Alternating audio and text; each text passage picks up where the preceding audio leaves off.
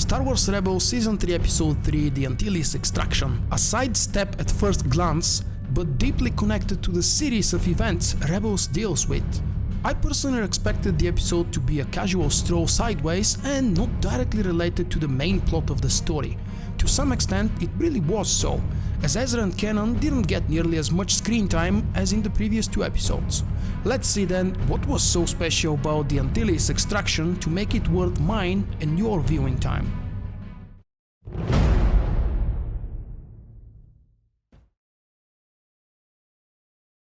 Quick story recap, as usual.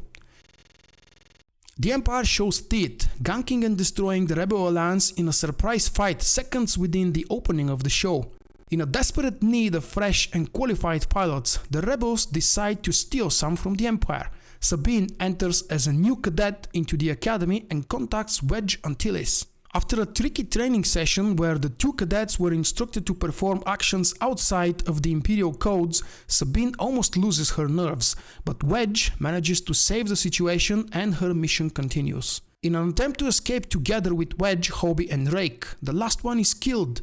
Sabine, Wedge and Hobie are arrested. Using her Mandalorian skills and training, Sabine manages to escape from Price's interrogation session and helps out the other 2 pilots as well. When all hope seems lost, the Rebel ship comes out of nowhere, of course, in the clouds to rescue them.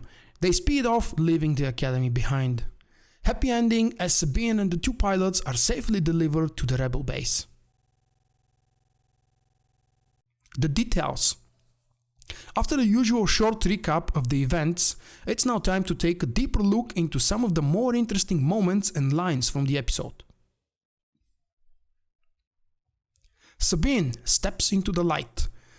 I can't remember how long it's been since the character had a lead in an episode. In Season 3, she has been a brief secondary figure so far. Today, she stepped up and performed as it is expected of an ex-Imperial and a Mandalorian as well.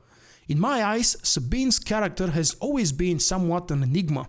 She has so much potential, but the writers seem to never give her enough space to shine. Her melee fight with Price, though, was one of the best fighting scenes in the show so far. The words from Sabine's own boss, Hera. "Sabine is the least recognizable of us," she says. Very well describe how neglected the girl has been all this time. Price and Kallus. The 2 so-called bad characters, because they are on the Empire side, shine in totally different light in this episode. Ever since we witnessed the unexpected friendship between Zeb and Agent Kallus in the previous season, I've been expecting of him to defect from the Empire and join the rebellion. The introduction of Governor Arinder Price and Thrawn, who wasn't seen or heard of again in this episode, is yet another reason for me to believe that Kallus no longer has a life within the Empire. He returned the favor to Zeb from that previously mentioned episode, allowing the rebels to escape. But I also think that the mysterious Fulcrum was no other but the very same Agent Kallus who contacted the rebels in the beginning of the episode. By the way, did you know that the title Fulcrum was bestowed on several rebel informants and was originally an idea of Ahsoka's, who was a notable Fulcrum agent herself back in her Padawan days? And one more interesting little known fact, this time about Kallus. The character had several designs, one of which a blue-skinned Chiss. The creators went ahead with his human form in the end. I wonder, did they know about Thrawn becoming canon in Season 3 back then? I think they must have. Usually these things are planned well ahead of their time. We've heard the voice of Price and about her activities since before even the first season of the show, but finally in the opening episode of the 3rd season we see the physical appearance, and wow, she looks just as brutal and badass as she sounds. Ezra and Kanan. Even though they appear only briefly in this episode, it's really hard not to notice the annoying whining from Ezra in his dialogues, first with Hera and Sabine and later on with Kanan. It just proves how much more this kid has to grow up and how far from a true leader he is at the moment. Will he ever reach that point and become the true rebel leader? I doubt it. If Ezra doesn't turn to the dark side, it would be the biggest and worst missed opportunity for an epic drama in the whole story of Star Wars Rebels. Wedge Antilles. I had hoped that he would have a lot bigger role in the episode because he's actually my favorite pilot. No, it's not Biggs. But at least we now know a little bit more about his past and how exactly he joins the rebellion. I just like everyone else didn't expect Hobby to appear.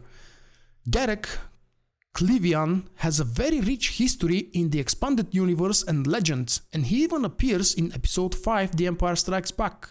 He was a second best surprise for me today, only after the awesome melee fight. The final verdict. The third episode of the season had a nice story and brought Sabine to the main stage. One of the rebels that is least known to me.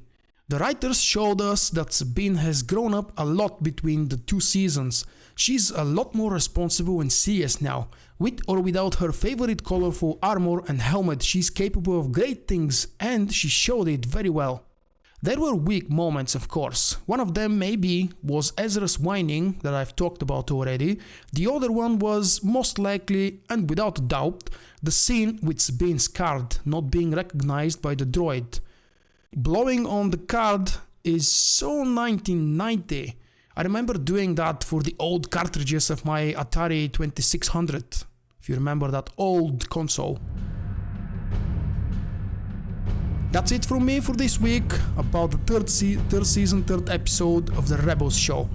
Your turn, guys. Let me know in the comments, was there something else interesting that I didn't comment on, and what were your best impressions from this episode? I'm all ears and eyes. Thank you for watching. I hope you have enjoyed the video. If so, click the like button and help me out. Also leave a comment and let me know what you think.